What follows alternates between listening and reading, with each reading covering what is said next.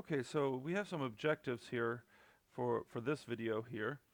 And, well, like we have for every video, we're going to do a basic capacitor review, and then we're going to look at some examples here with it. So the basic review I want to remind you here is that, I don't know why that popped up, that the current through a capacitor, and I'm doing I sub C as, so this is referring to current, not current, capacitor. This is equal to C times, remember we had this derivative here for it. And we had a table, I'm not going to rewrite the table, of some derivatives here. There is one that I want to add though that I forgot to, and it's actually a very simple one that we'll use in the examples here. So if we have, in fact maybe what I'll do is I'll just scroll back up to the table and add it to the table. So if we add it to the table here, if we have a voltage that's just K, so in other words, it's a constant or it's just a number, like 9 volts, for instance. The derivative of just a single number, like if it's 5, 10, 100, million, -5, the derivative of that is just 0. Okay, so that's anytime you have just a number, the derivative of that is 0. So again, that's one formula we want to add there. Okay, so then we also had the other formula we said that was important for us to know, is that the energy stored in a capacitor is equal to 1/2 the capacitance times the voltage squared. And again, this is in joules, is the unit for energy there. Now, a couple other things I want to kind of highlight here is just some good, just general knowledge we should have here. So when a DC voltage is applied,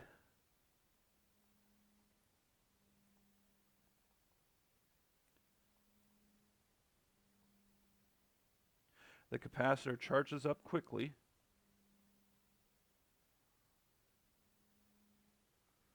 and we even talked about it being like in the millisecond range or even shorter than that, and behaves as an open circuit.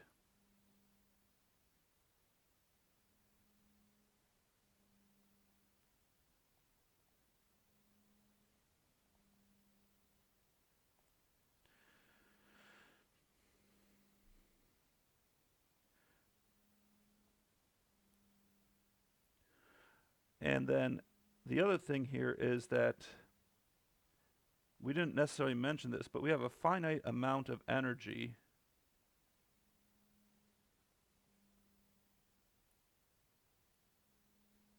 can be stored in a capacitor.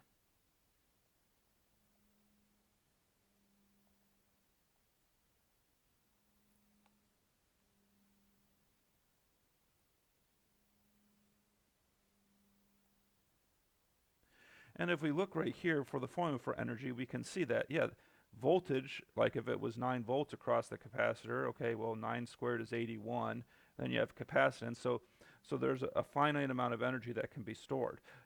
But then we should see here, if we increase the capacitance, we increase the amount of energy that is stored. So a larger capacitor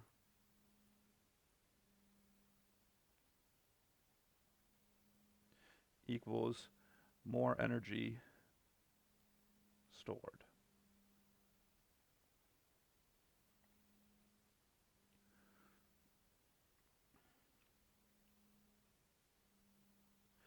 And then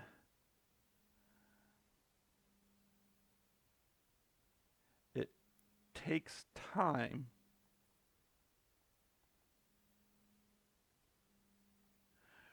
to change the voltage across a capacitor. We didn't really talk about this too much, but that's an important thing there. In other words, what this means is a capacitor can't go from 9 volts to 5 volts instantaneously.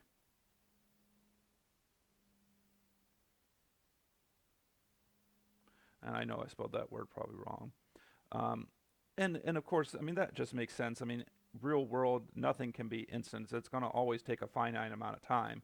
But it's important for when we do some other things, analysis with capacitors, that, you know, I can't just switch the voltage on a capacitor. In other words, what that means is if you have a capacitor that's charged up and you open or close a switch, that capacitor is going to still maintain that voltage.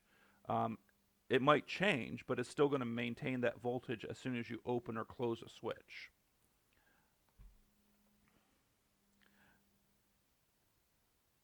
And then the last one here is that a capacitor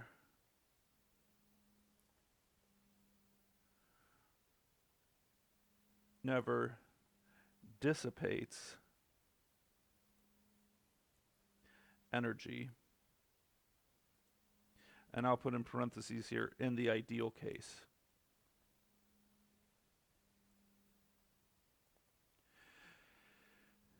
And the reason it's in the ideal case is a real capacitor has, you know, some kind of resistance associated with it. There's actually something on data sheets that maybe I can show you here in another lesson on capacitors, where there is a property for capacitors that sometimes you're very interested in having it be very low, and it's a resistance, because yes, it actually, in a real device, a real capacitor will dissipate some energy.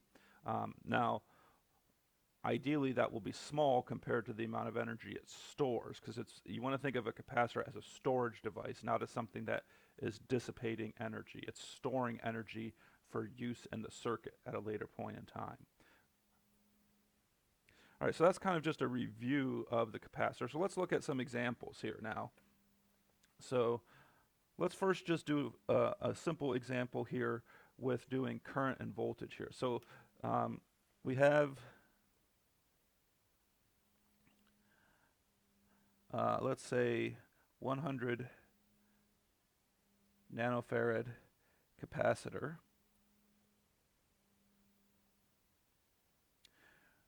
Determine the current, the formula for the current.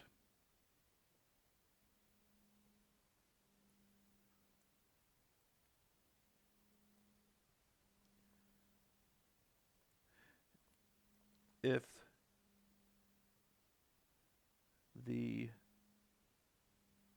and I'll put, say, the voltage is, and we'll do a couple ones here. Let's say it's 10 e to the negative, what do I want to do here? Let's say negative 100 t volts. B, negative 5.67 volts. C,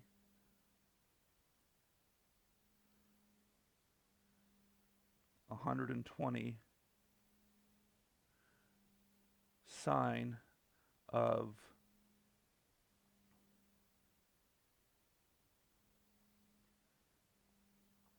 120 pi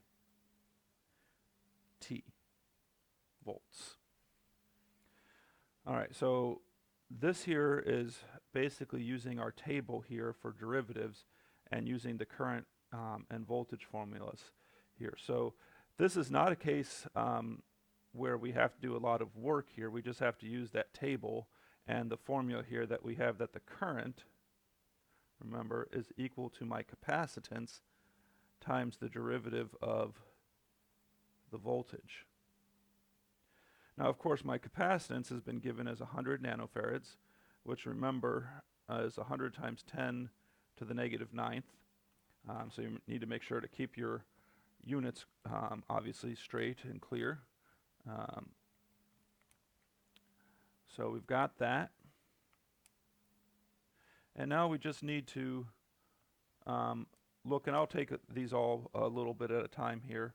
So VC for part A at t is 10 e to the negative 100 t. So the derivative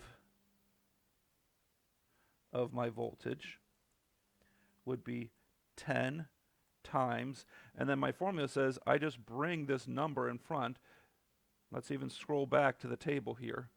E to the kt, I bring that k down in front, and I still just get e to the kt.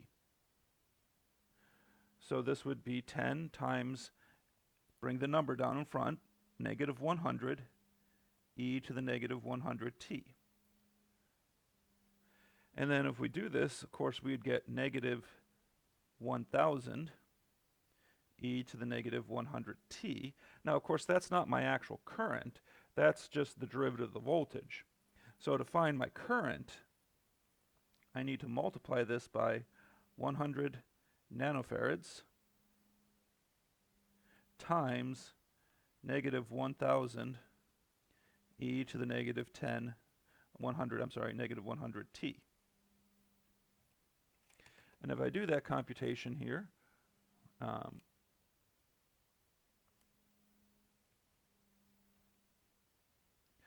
calculator just was giving me a little bit of fussiness there. We get that this is equal to negative 100 e to the negative 100t micro, and then of course we have to think of what would be the right units here. Of course it's current, so it'd be amps. So microamps. Or if you want to think about this, this is negative 0.1 e to the negative 100t milliamps. Now, if you look at this here, this is kind of, believe it or not, this particular expression here for the voltage is showing, the reason I'm doing this is actually showing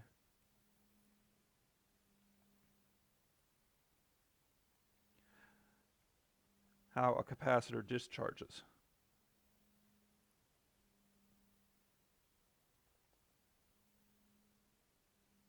So basically what we're assuming here is, if you look at this equation here, is what part A is giving me here is that capacitor was charged to 10 volts and then connected to a resistive load.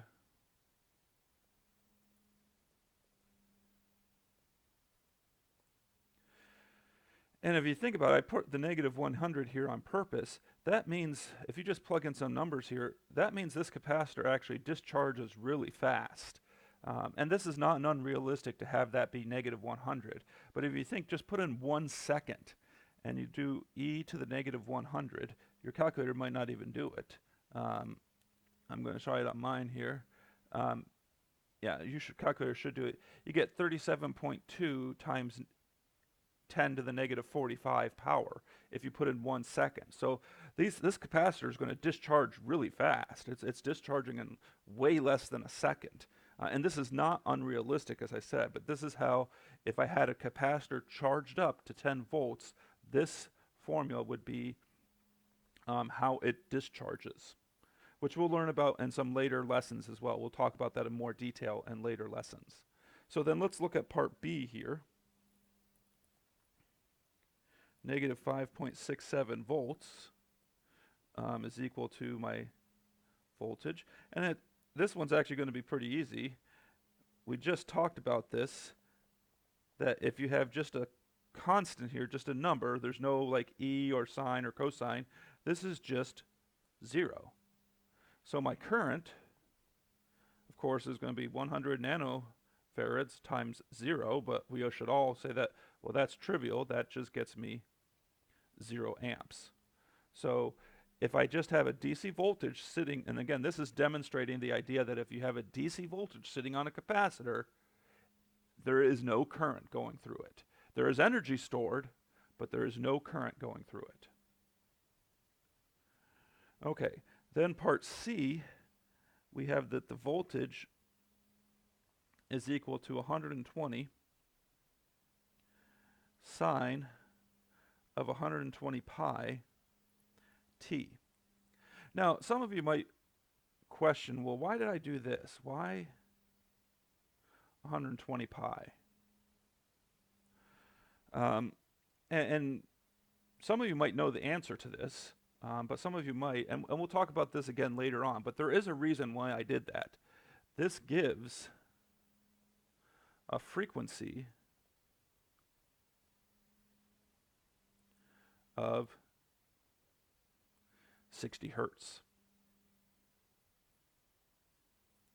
And while that should be familiar to all of us, 60 hertz is, of course, the frequency that our power outlets in the U.S. have.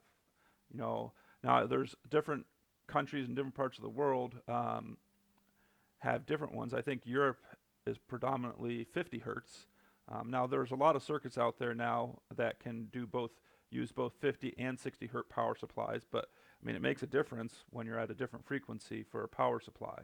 So you can look at this as kind of like, hey, it's a little bit like modeling an outlet here. We got 120 volts, sine of 120 pi t. What happens when I connect this up to a capacitor here?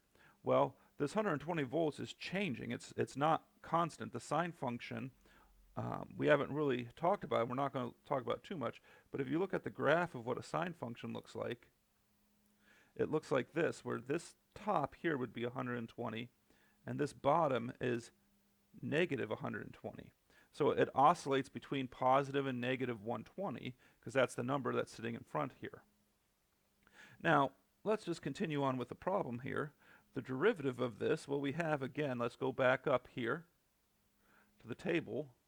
Derivative of the sine, I just get a cosine function, but notice what's inside the parentheses does not change, but I get that k to come out in front.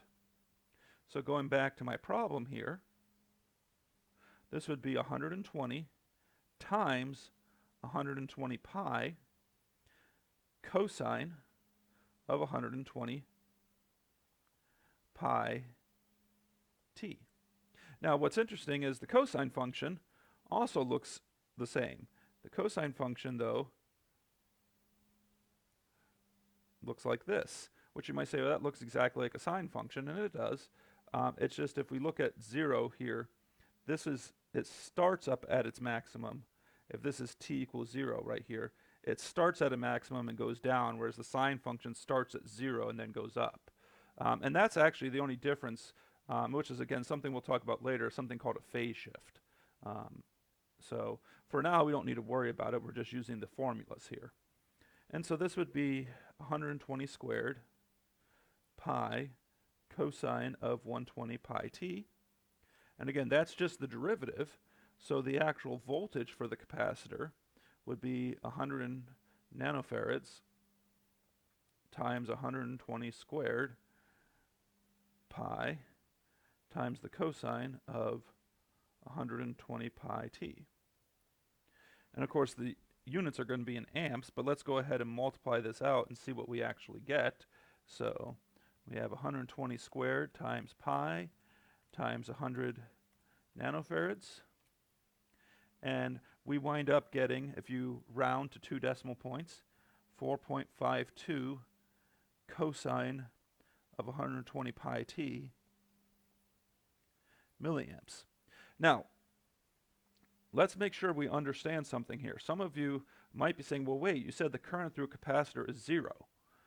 No, we didn't say the current through a capacitor is 0. We said when a DC voltage is applied,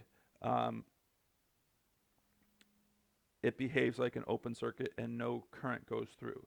A DC voltage is constant, and this example showed that. We got 0 amps for a DC voltage. This is not a DC voltage. This is an AC voltage. In fact, we just even said it's what comes out of our outlets in our homes. So this is not DC, so we should not expect that the current would be 0. And I mislabeled that. That's not the voltage there, that's the current. We should not expect that the current would be 0 because the voltage is changing. All right, let's look at another example here. And let's look at one that has a circuit with it here. So this is one that I'm just making up, so the numbers might not work out nice and pretty, but we'll still be able to analyze it here. So we're going to have a 12-volt power supply.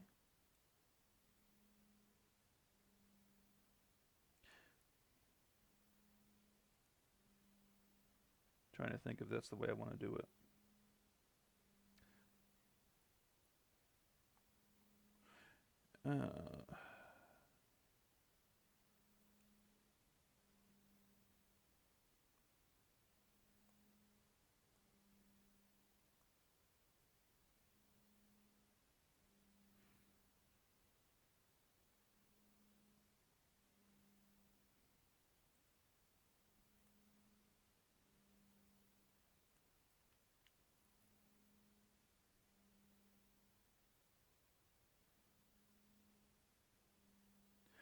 So I'm just thinking of the values I want for these resistors here.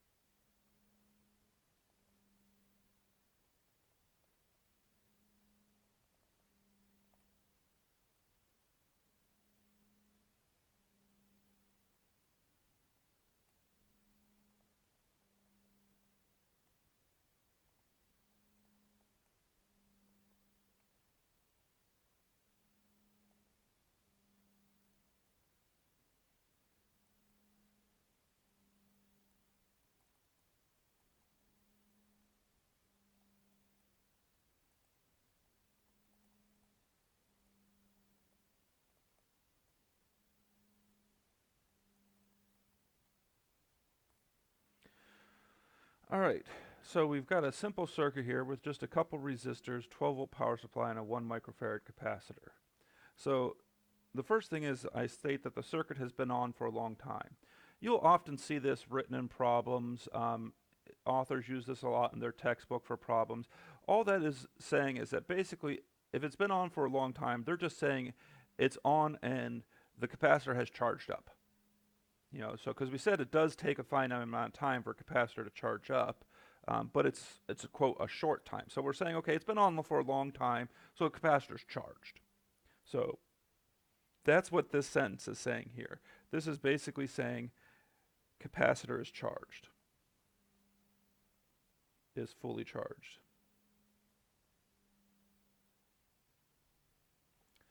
All right, so the first thing we're asked is, what is the voltage across the capacitor? Well, let's look at a couple things here. We know, for instance, if I'm looking for this voltage here, there's lots of ways you could approach this problem as a side note here.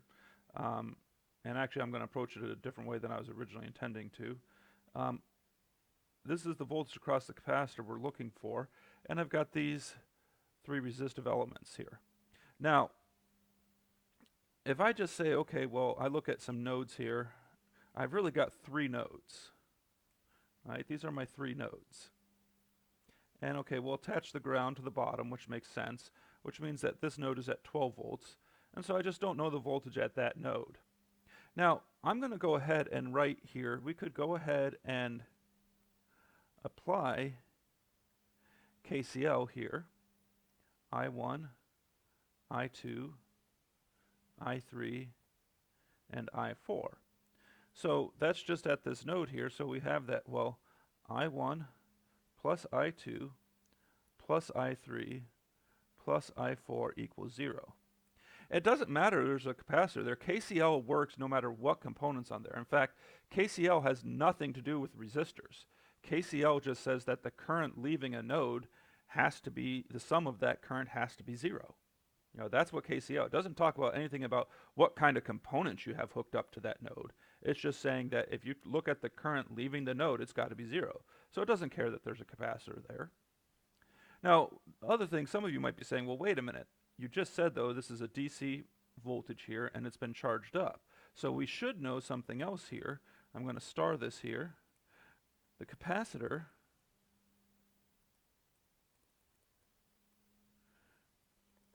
is behaving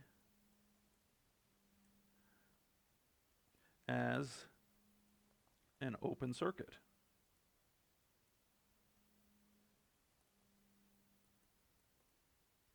So if it's behaving as an open circuit, then we should know something else here. Well, then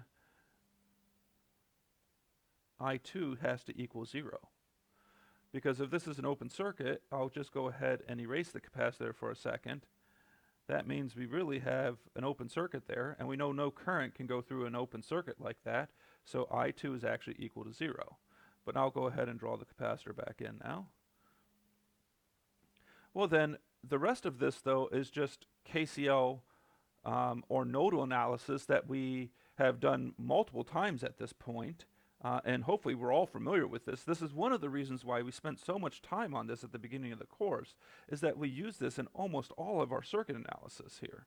So I'm going to just go ahead and write a nodal equation here. There is a way you could look at this and do voltage division. You could look at the fact that you could combine these two resistors in parallel and then do a voltage division to determine what the voltage is. But I'm going to do nodal analysis. So we would have VC, which is what I'm looking for, minus 12 volts over 1 kilo ohm plus VC, and I'll go ahead and emphasize again, even though at this point we really should know that this is what would be the case, VC minus 0 volts over 2 kilo ohms plus VC minus 0 over 3 kilo ohms. And this, of course, is equal to 0.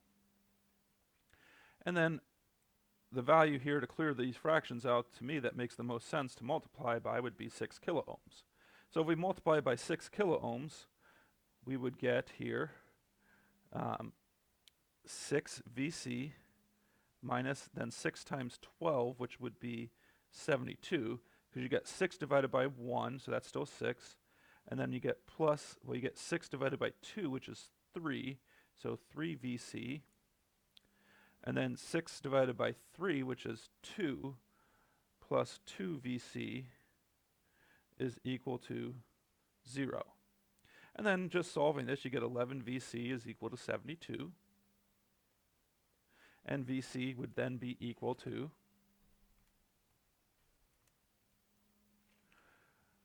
rounding it to 2 decimal points, 6.55 volts, or actually 6.54. No, 6.55 if I round it. 6.55 volts is what VC would be. Now, I didn't even really talk about why am I finding VC, but hopefully you all have realized why I'm trying to find VC, because this example is asking me to find the energy stored in the capacitor, and we know that the energy inside a capacitor is equal to 1/2 the capacitance times the voltage squared. So now we have the ability to determine what this is here.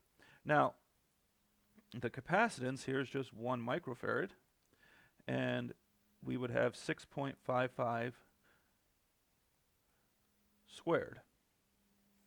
So if we do that, 6.55 squared divided by 2 times 1 microfarad,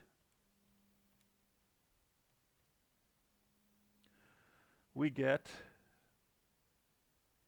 21.45 microjoules is the energy that is stored in that capacitor, which seems like it's a small amount of energy, but it's not as small as you might think, especially when you're talking about IC chips and the energy that they would need to operate and the energy they would need in order to be able to continue to power their circuits up. So that gave me the energy here. Now, something that's easy to see here is, let's do the same problem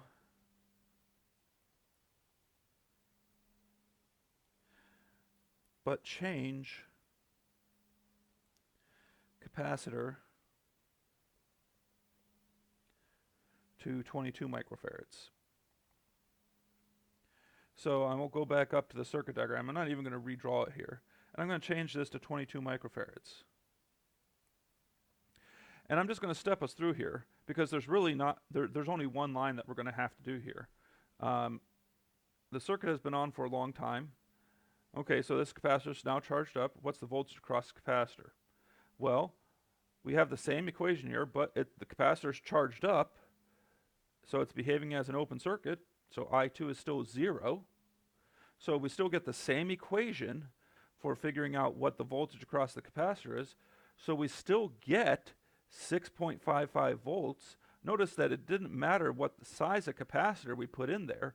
We're still getting 6.55 volts as far as the voltage across the capacitor. And so we get then that the energy, all we do is instead of having 1 microfarad, we would have 22 microfarads. And if we do that computation,